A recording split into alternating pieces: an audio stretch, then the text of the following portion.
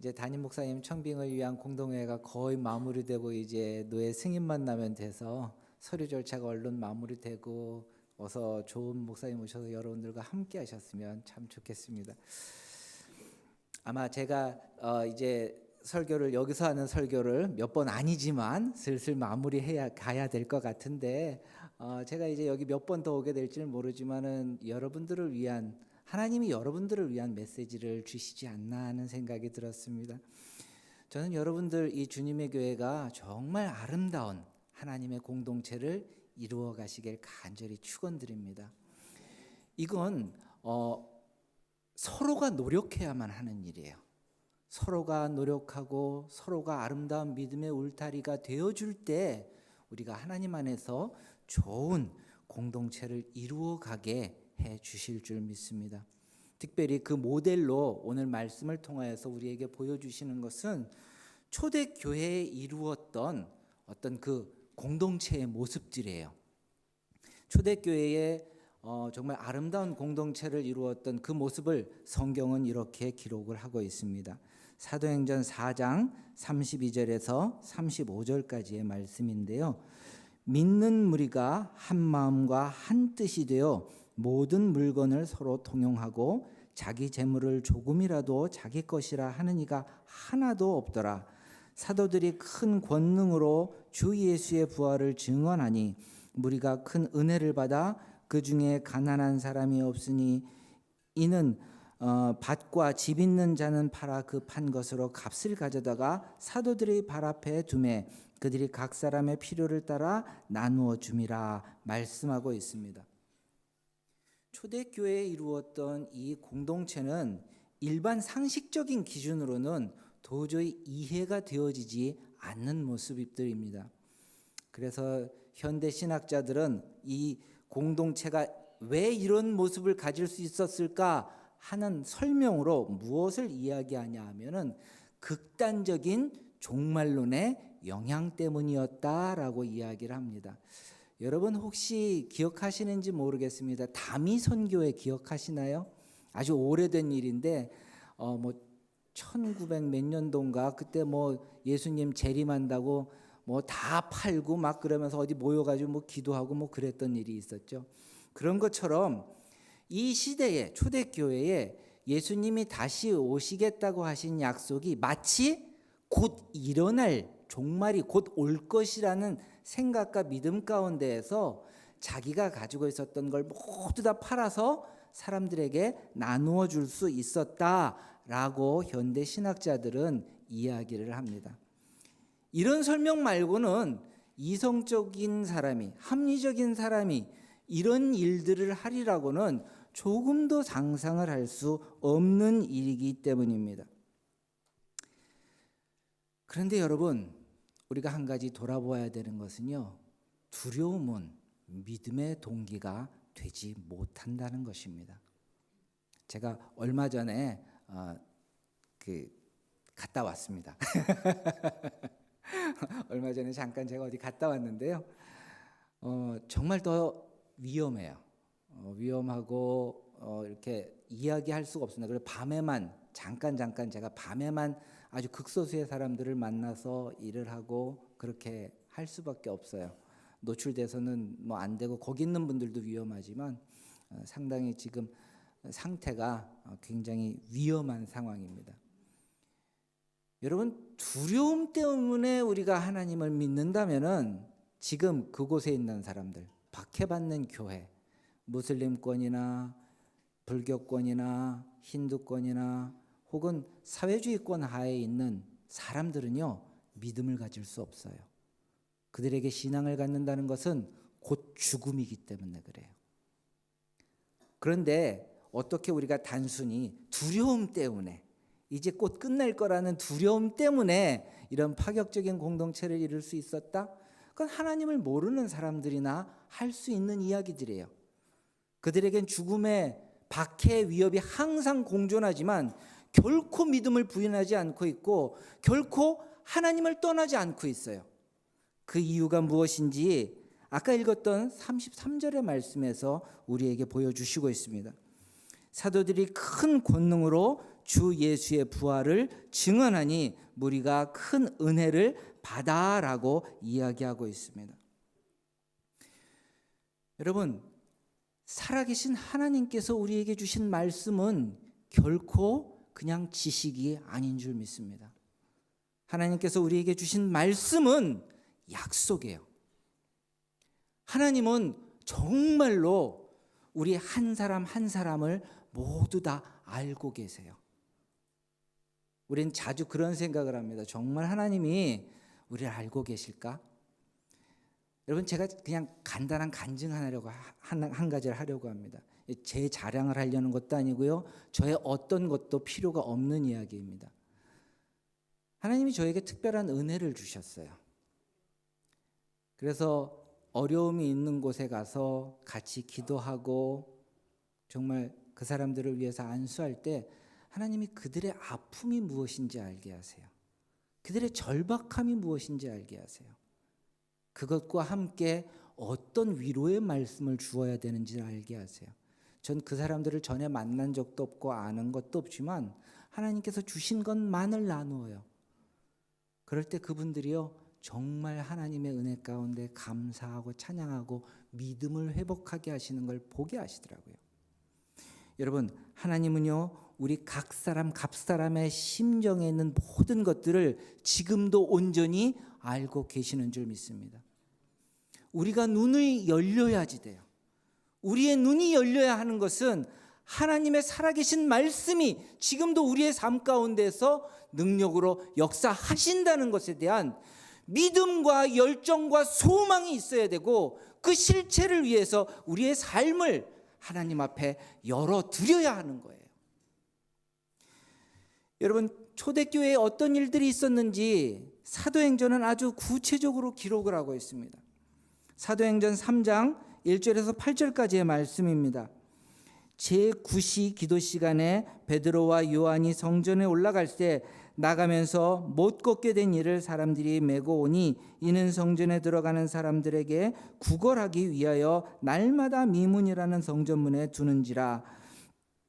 그가 베드로와 요한이 성전에 들어가려 함을 보고 구걸하거늘 베드로가 요한과 더불어 주목하여 이르되 우리를 보라 하니 그가 그들에게 무엇을 얻을까 하여 바라보거늘 베드로가 이르되 은과 금은 내게 없거니와 내게 있는 것을 내게 주노니 나사렛 예수 그리스도의 이름으로 일어나 걸으라 하고 오른손을 잡아 일으키니 발과 발목이 그 곧 힘을 얻고 뛰어서서 걸으며 그들과 함께 성전으로 들어가면서 걷기도 하고 뛰기도 하며 하나님을 찬송하니라고 말씀하고 있습니다.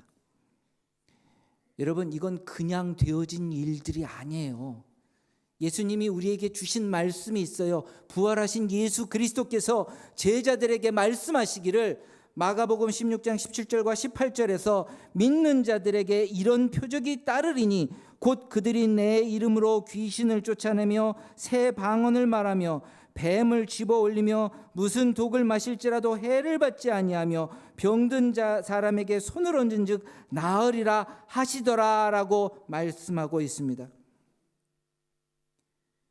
초대교회는 두려움 때문에 하나님을 향한 믿음을 가졌던 사람들이 아닙니다. 초대교회는 두려웠기 때문에 자기의 재산을 다 팔아버리고 하나님 앞에 칭찬받으려고 했던 사람들의 모임이 아닙니다. 성경이 기록하고 있는 것처럼 예수 그리스도께서 우리에게 약속하셨던 그 말씀이 1.1획 어그러짐 없이 온전히 이루어지고 그 증거와 사랑을 보았기 때문에, 그 사랑 때문에 모였던 사람들이 바로 초대교회 교인이었던 것입니다. 피상적인 종교 생활이 아니라 실질적으로 하나님과 함께하는 삶 가운데에서 박해를 이겨나갈 수 있었던 것입니다. 박해를 이겨나가는 것뿐만 아니라 오히려 나를 박해하는 그 사람들을 향하여서 내가 너를 사랑한 것 같이 너희도 서로 사랑하라 하신 그 하나님의 말씀을 실천할 수 있었던 것입니다. 여러분, 바울의 삶을 한번 볼까요? 바울의 삶은요, 고난받는 삶이었습니다. 그는 늘 박해받는 사람이었고 감옥에 가 있는 사람이었고 가난한 사람이었습니다. 그런데 아주 놀랍게도요, 바울의 삶은 정말 수많은 사람에게 믿음의 위로와 격려를 주는 삶이었습니다. 바울의 삶을 통해서 하나님이 역사하시는 능력을 사람들이 볼 수 있었기 때문입니다. 여러분, 오늘 하나님께서는 우리 모두를 믿음의 동역자로 부르고 계십니다. 여러분, 믿음의 동역자는 감당하기 어려운 것이 아닙니다. 믿음의 동역자는요, 서로의 믿음을 지켜주고 세워주는 사람이에요. 성령은 각 사람에게 아주 특별한 은사를 주셨습니다. 그리고 각 사람에게 아주 특별한 것을 고백하게 하셨어요. 거기에는 분명한 목적이 한 가지 있습니다. 서로의 믿음을 세우고 교회를 세우기 위한 것이에요. 에베소서 4장 11절과 12절에서 아주 분명하고 뚜렷하게 이렇게 말씀하십니다. 그가 어떤 사람은 사도로, 어떤 사람은 선지자로, 어떤 사람은 복음 전하는 자로, 어떤 사람은 목사와 교사로 삼으셨으니 이는 성도를 온전하게 하여 봉사의 일을 하게 하며 그리스도의 몸을 세우려 하심이라 라고 말씀하고 있습니다. 여러분, 우리 모두에게 하나님은 아름다운 은사를 주신 줄 믿습니다. 그리고 우리의 모두의 삶에서 아주 특별한 것을 고백하게 하실 줄 믿습니다. 그렇다면 우리가 이런 믿음의 동역자로 서로의 믿음을 감당하고 세워가기 위해서 어떻게 해야 될까요? 먼저 올바른 믿음의 동역자는 각 사람의 마음과 각 사람의 삶을 진실로 생각하며 함께하는 사람이 되는 것입니다. 빌립보서 2장 20절 말씀에 보면은 이는 뜻을 같이하여 너희 사정을 진실히 생각할 자가 이밖에 내게 없음이라 라고 이야기하고 있습니다. 여러분, 우리가 누군가의 어려움을 이해해 줘야 돼 하는 걸 모르시는 분은 아무도 안 계실 겁니다. 저도요, 그걸 너무 잘 알아요. 그런데 제일 어려운 게 누군가를 이해해 주는 거더라고요. 우리가 내 생각만 하고 살기 때문에 그래요. 내 관점에서 모든 걸 보기 때문에 그래요. 내가 배가 고파야지 다른 사람이 배가 고프다고 생각하고 내가 힘이 들어야 다른 사람도 힘들다고 생각하거든요. 제가 아주 우스운 예화가 하나 있어서 여러분들과 잠깐 나누려고 합니다. 어느 작은 숲속에 홍수가 났습니다. 그 원숭이가 그 홍수를 피해서 나무 위로 올라갔어요. 그래서 나무 위에서 안전하게 이제 있다 보니까는 너무 기분이 좋고 참 좋았는데 나무 밑을 내려다 보니까 물고기 한 마리가 아주 거친 물을 그냥 힘겹게 막 헤엄을 치고 있는 거예요. 원숭이가 생각을 했어요. 야, 쟤 잘못하면 죽겠다. 큰일 났다. 어떡하지? 저 물속에 빠져서 저렇게 허우적대고 있는데 저거 어떡하지? 내려가서 저걸 구해줘야 돼? 말아야 돼? 내려가면 나도 위험해질 텐데 이거 어떡하지? 원숭이가 고민을 했습니다. 그러다가 생각한 게 그래도 구해줘야지. 얼마나 저거 큰일 났다. 잘못해서 죽으면 어떡해? 그래서 원숭이가 내려가서 물고기를 탁 잡아채서 나무 위로 올라왔습니다. 그래서 탁 나무 앞에 내려놨어요. 물고기가 얼마나 좋아했었는지 막 펄쩍펄쩍 뛰는 거예요. 그러니까 원숭이가 야, 내가 잘했어. 이거 가서 구해주길 잘했지. 얼마나 좋아해. 내가 안 구해줬으면 이렇게 좋아하겠어? 조금 있으니까 이제 펄쩍펄쩍 뛰다가 물고기가 조용해지는 거예요. 아, 이제 얘가 편안하게 쉬고 있구나. 웬걸요? 물고기는 돌아가셨죠. 여러분, 우리가 이렇게 살아요. 내 관점에서 다른 사람을 보고 내 관점에서 무엇인가를 해주려고 하고, 그래서 때로는 누군가에게 위로를 준다는 것이 위로가 아니라 상처를 줄 때도 참 많이 있습니다. 여러분, 그럼 우리 어떻게 해야지 누군가에게 정말 좋은 위로자가 될 수 있고 그 마음을 이해할 수 있는 사람이 될 수 있을까요? 성경은 그 방법을 이렇게 하나님 우리에게 제시해 주시고 있습니다. 출애굽기 23장 9절 말씀에 보면은 너는 이방 나그네를 압제하지 말라. 너희가 애굽 땅에서 나그네 되었은즉 나그네의 사정을 아느니라라고 말씀하고 있습니다. 여러분, 우리는 상황은 다르지만 각자 어려웠던 시간, 어려웠던 기억을 가지고 있습니다. 내가 다른 사람의 오해와 편견 때문에 얼마나 힘들고 어려웠었는지 그 기억을 가지고 있습니다. 절망적인 시간에 아무도 내 옆에 없는 것 같아서 얼마나 외로웠었는지 우리는 그 기억을 가지고 있습니다. 여러분, 그 기억을 가지고 있다면 여러분, 누군가가 옆에 있어 주고야 할 그 시간에 아무 말 없이 그냥 아무 말 없이 옆에 서 있어 주는 우리가 되기만 합니다. 내가 힘들고 어렵고 오해받는 그 시간에 듣고 싶었던 그 위로의 한마디, 내가 듣고 싶었던 그 위로의 한마디를 누군가에게 해주면 그것이 정녕 진정한 위로가 될 수 있는 것입니다. 나의 판단이나 나의 생각이 들어가지 않은 내 진심이 그 지옥 같은 시간을 보낼 수 있도록 서 있어 줄 수 있기 때문입니다. 저는 지금 많은 기도 제목을 가지고 있습니다. 그리고 제가 기도하는 것도 있습니다. 제가 이제 시간이 되어져서 또 들어갈 때가 되어지면 저는 제가 가지고 온 기도 제목들의 증거를 보게 되어지리라 믿습니다. 또 제가 가지고 기도했던 것들의 그 고백들을 나눌 수 있게 되리라 믿습니다. 여러분, 우리는요 서로에게 믿음의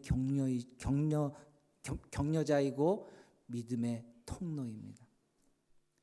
내가 믿음을 지킬 수 있는 것이 아니라 저 사람의 삶을 통해서 역사하시는 하나님, 이 사람의 삶을 통해서 역사하시는 그 하나님의 증거들이 함께하여서 우리의 믿음을 세워갈 수 있는 것이기 때문입니다.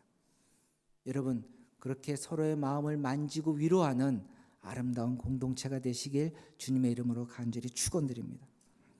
두 번째 올바른 믿음의 동역자는요, 자신의 영광이나 자신의 유익을 구하지 않는 사람들입니다. 오늘 빌립보서 2장 21절에서 22절 말씀은 이렇게 우리에게 이야기해 주고 계십니다. 그들이 다 자기 일을 구하고 그리스도 예수의 일을 구하지 아니하되 디모데의 연단을 너희가 안 하니 자식이 아버지에게 함같이 나와 함께 복음을 위하여 수고하였느니라 라고 이야기하고 있습니다. 여러분, 초대교회에서부터요 슬픈 현실이지만 하나님의 일보다는 자기의 일을 구하는 사람들이 많이 있었다는 것입니다. 진실한 하나님의 사람과 하나님과는 비록 내가 하나님의 이름을 부르고 나는 믿음의 사람이라 스스로를 호칭할지는 몰라도 하나님과 상관없는 사람은 아주 분명한 차이가 있습니다. 진실한 하나님의 사람은요, 자기를 부인하고 자기 십자가를 메고 가는 삶을 보여주는 것입니다. 이것이 진실한 예수 그리스도의 제자로서의 삶이기 때문입니다. 그러나 하나님과 상관없는 사람은요, 영광의 자리에는 서고 싶어 합니다. 천사의 말은 정말 아름답게 많이 합니다. 그러나 자기를 부인하는 삶이 없습니다. 자기 십자가를 메고 가는 삶이 없습니다. 여러분, 바울의 삶을 우리 다시 한번 돌아볼까요? 고난과 죽음의 자리일지라도 하나님의 뜻이라면 내가 그곳을 가리라 하였던 바울의 고백을 우리 다시 한번 돌아볼 필요가 있습니다. 사도행전 20장 22절에서 24절 말씀입니다. 보라, 이제 나는 성령에 매어 예루살렘으로 가는데 거기서 무슨 일을 당할지 알지 못하노라.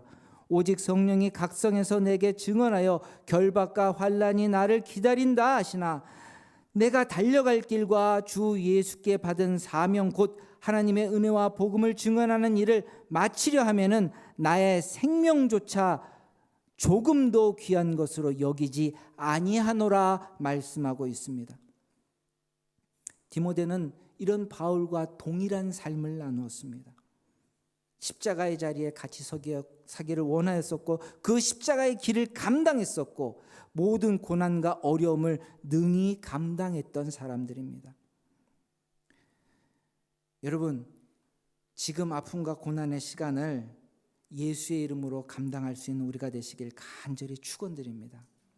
살다 보면은요, 행복한 시간은 10년을 보내도요 하루 같아요. 그런데 고통과 절망의 시간은 하루도 10년 같은 게 우리의 삶입니다. 동일한 관점에서 하나님 안에서 믿음의 인내를 가진다는 게 마찬가지예요. 믿음의 인내가 왜 필요한가요? 어려움 가운데 내가 붙들고 있는 하나님의 말씀을 내 마음에 품고 기도하고 현실을 감당해 가야 하기 때문이에요. 여러분, 그거 너무 쉽지 않아요. 정말 어려워요.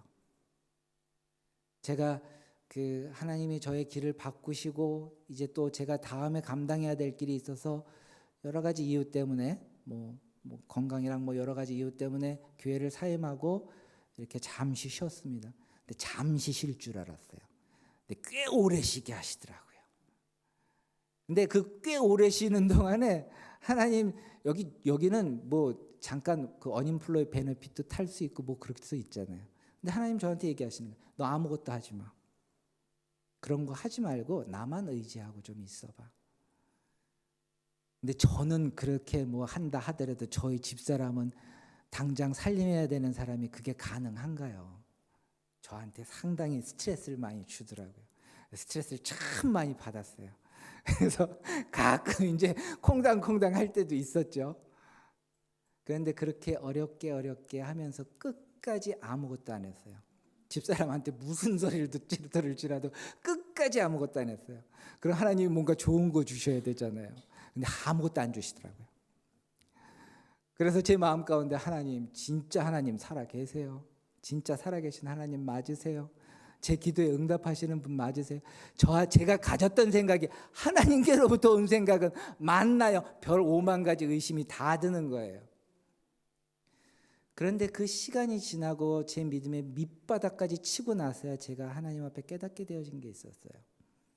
하나님이 저에게 말씀하신 게 있었거든요. 이제 내가 너에게 옮겨가는 사역지는 치유와 회복의 사역을 하게 하실 거야. 여러분, 사람들은 절망 가운데서 아파해요. 아무도 없는 그곳에서 혼자 외로워해요. 그런데 그 외로움과 홀로 있는 아픔을 알지 못하면 위로의 손길이 될 수도 없고 믿음의 손길이 될 수도 없어요. 하나님 저에게 그 훈련을 주셨던 거예요. 전 그거 다 지나간 줄 알았거든요. 근데 새롭게 아주 신병 훈련을 다시 시키시더라고요.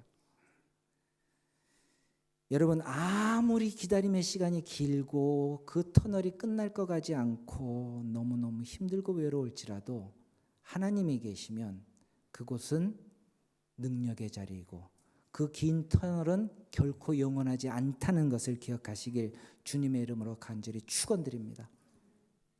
얼마 전에 저에게 카카오톡 메시지가 왔어요. 제가 같이 기도하는 분이에요. 전에도 제가 한번 이야기를 나누었지만 그 교통사고 이후에 간질 뇌파가 너무 많이 나와서 힘이 든 아이인데 감사의 고백을 하시더라고요. 몸의 상황은 더 안 좋아졌어요. 더 심각해졌어요. 간질파가 너무 자주 나오기 때문에 치료를 받아야 돼요. 그럼에도 불구하고 지난 몇 년의 시간 동안에 그 몸을 가지고 직장 생활을 능히 잘 감당했었거든요. 정말 하나님의 은혜가 그와 함께 하시지 않았으면은 그 시간을 어떻게 감당할 수 있었을까? 이제 와서 다시 보니 감사합니다. 지금 절망의 현실이 우리 앞에 다시 한번 펼쳐져 있지만 그러나 하나님이 약속하신 인생의 길을 이 아이에게 열어가실 줄 믿습니다라는 고백을 하시더라고요. 여러분, 우리가 그렇게 서로에게 위로해 줄 수 있는 분들이 되시길 간절히 축원드립니다. 하나님이 우리에게 원하시는 것은 불신 가운데 살아왔던 내 옛사람의 모습을 부인하는 거예요. 그리고 지금 우리가 져야 하는 것은 하나님이 함께 하신다는 믿음의 십자가를 지는 우리 모두가 되시길 간절히 축원드립니다. 마지막으로 믿음의 동역자가 올바르게 감당해야 되는 것은 말씀의 증거들이에요. 오늘 빌립보서 2장 25절에서 28절 말씀에 보면은 그러나 에바브로디도를 너희에게 보내는 것이 필요한 줄 생각하노니 그는 나의 형제여 함께 수고하고 함께 군사된 자요 너희 사저로 내가 쓸 것을 돕는 자라. 그가 너희 무리를 간절히 사모하고 자기가 병든 것을 너희가 들은 줄을 알고 심히 근심한지라. 그가 병들어 죽게 되었으나 하나님이 그를 긍휼히 여기셨고 그뿐 아니라 또 나를 긍휼히 여기사 내 근심에 근심을 면하게 하셨으니 그러므로 내가 더욱 급히 그를 보낸 것은 너희로 그를 다시 보고 기뻐하게 하며 내 근심도 덜려 함이라 라고 말씀하고 있습니다. 여러분, 하나님은 우리의 삶에서요 꼭 분명히 내가 가지고 있는 믿음의 증거들이 있게 하세요. 그런데 우리가 가지고 있는 믿음은 그냥 하나님 제가 오늘 IBM에 들어가고 싶은데 IBM 직장 들어가게 해주십시오, 들어가게 해주실 줄 믿습니다 라는 그 믿음이 아니에요. 여러분, 우리의 믿음의 근거는 우리의 생각이 아니라 하나님이 우리에게 주신 말씀의 근거를 두고 있는 줄 믿습니다. 여러분, 제가 여기서 몇 번 설교하면서 여러분에게 강조 말씀드렸던 게 있어요. 요한복음 15장 7절 말씀인데 하나님이 우리에게 주신 약속이에요. 여러분 기억하시나요? 한번 외우실 수 있는 분 계세요? 너희가 내 안에 있고 내 말이 너희 안에 있으면 무엇이든지 내 이름으로 구하라 그리하면 이루리라. 여러분, 정녕 이 말씀을 붙들고 기억하고 기도하는 우리가 되시길 간절히 축원드립니다. 이 말씀은 단순히 도깨비 방망이를 우리에게 주시는 게 아니에요. 우리의 믿음의 핵심과 원리가 그 안에 그대로 있어요. 너희가 내 안에 있으면 나의 사랑이, 내가 너희에게 준 구원과 그 모든 은혜가 너희 마음 가운데 뿌리 내려 있으면, 여러분, 우리는 항상 하나님 앞에 보잘것없다고 생각해요. 하나님이 우리의 기도를 들어주실까? 난 부족한 사람인데 생각해요. 믿음은 하나님의 사랑의 근거를 두고 있는 것입니다. 우리의 자격의 근거를 두고 있는 게 아니에요. 그래서 하나님이 우리에게 늘 말씀하세요. 너희가 내 사랑을 풍족하게 먹어서 알고 있으면 담대하게 나에게 구하라. 어떤 원리를 가지고요? 내가 너희를 사랑한 것 같이 너희도 서로 사랑하라는 그 말씀의 원리를 가지고 너희가 내 안에 있고 내 말이 너희 안에 있으면 그것을 붙들고 하나님의 나라와 그 의를 위하여 구하라 하시는 줄 믿습니다. 여러분, 먹고 마시고 입는 것은 걱정하지 마세요. 정말로 하나님 우리에게 주세요. 그건 1차적인 문제이고 하나님 그것 때문에 우리가 기도하게 하지 않으세요. 하나님이 우리에게 기도하게 하시는 이유는 하나님이 우리에게 주신 은혜와 영광, 그 축복이 모든 사람들에게 나누어지게 하시기 위한 것인 줄 믿습니다. 그래서 우리의 삶에서 그 증거를 고백하게 하시는 거예요. 여러분, 제게 특별한 로또가 되지는 않았어요. 그래도 하나님이 제 삶에 아주 분명한 열매를 고백하게 하세요. 내가 받은 예수 그리스도의 은혜, 용서의 은혜, 그것을 분명히 고백하고 위로하고 세우게 하시고요. 하나님이 내게 주신 약속받은 성령의 증거가 있게 하세요. 아까 제가 뭘 말씀드렸죠? 저를 보지 마세요. 하나님이 저와 같이 여러분에게도 동일하게 하신 줄 믿습니다. 여러분, 기도함에 그 심령을 알게 하시고 주의 말씀으로 예언과 정말 치유가 함께 나갈 수 있도록 역사하세요. 하나님의 말씀은 약속이에요. 그 약속의 증거가 서로에게 나타나게 하시고 그래서 믿음을 가지게 하세요. 여러분, 이 모든 믿음이 무엇을 가질 수 있게요? 소망을 증거하고 격려할 수 있게 하세요. 하나님은요, 저와 같이 부족한 사람의 삶을 통해서도 로또를 통한 기적은 없지만 그러나 하나님이 주시는 특별한 기적을 나눌 수 있게 해주셨어요. 여러분, 우리 모두가 그런 공동체를 이룰 수 있도록 하나님 오늘도 일하고 계시는 줄 믿습니다. 무감각하지 마시고 그냥 이제는 매너리즘에 빠져서 그냥 형식적인 종교 생활이 아니라 실질적으로 살아계신 하나님과 함께 하시는 우리 모두가 되시길 간절히 축원드립니다. 같이 기도하시겠습니다. 하나님, 이 시간 저희들 하나님 앞에 엎드려 기도합니다. 주여, 부족하고 연약한 우리들이지만 믿음의 울타리가 되게 하여 주시옵소서. 서로가 서로를 의지할 수 있는 믿음의 울타리가 되게 하여 주시옵소서. 주여, 내가 어려웠던 그 시간을 돌아보며 누군가의 마음을 위로해 줄 수 있는 사람이 되게 하시고, 아버지, 나의 일, 나의 유익을 구하지 아니하고 나의 삶을 부인하고 내 십자가를 매는 믿음의 삶이 있게 하여 주시옵소서. 아버지, 말씀의 증거가 우리의 삶에 충만하게 하여 주시옵소서. 그래서 언제나 살아계신 하나님이 고백되어지게 하여 주시옵고, 정말 이 땅의 어두움 가운데 빛과 소금이 될 수 있도록 역사하여 주시옵소서. 간구하며 예수 그리스도의 이름으로 기도했습니다.